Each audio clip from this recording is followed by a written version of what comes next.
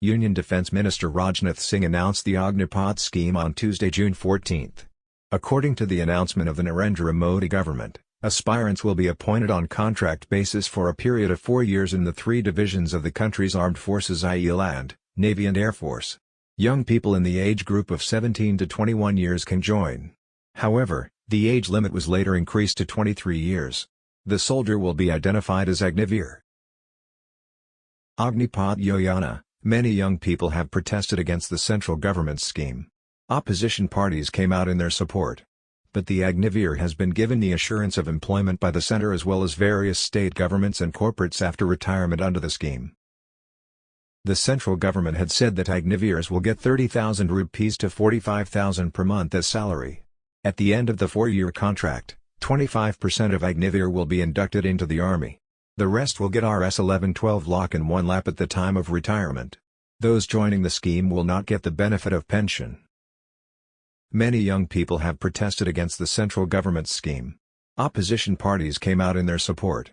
While Rajnath Singh termed it as a historic decision, former Congress President Rahul Gandhi demanded that the Prime Minister should apologize to the youth and withdraw it. Apart from the protests of the political parties, a section of the youth also took part in the movement. This movement has been felt in many states of the country including Bengal, Bihar, Telangana, Haryana, Maharashtra. Protesters have walked the path of vandalism, blockade of trains and roads and violent movements. Though the movement is intense, the Agnivir has been given the assurance of employment by the centre as well as various state governments after retirement under the scheme. The Union government on Thursday promised to reserve 10% of posts in the Home and Defence Ministries for Agnivirs.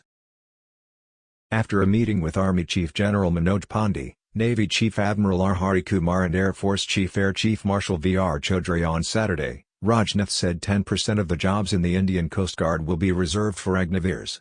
The same applies to 16 state-owned companies in the Ministry of Defence.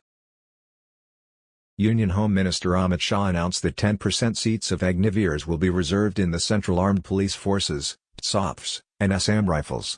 The Ministry of Home Affairs also promised that Agnivirs will get 3 more years exemption from the age limit of the scheme to join CAFs and Assam Rifles. It has been extended to 5 years for the first batch of Agnivirs.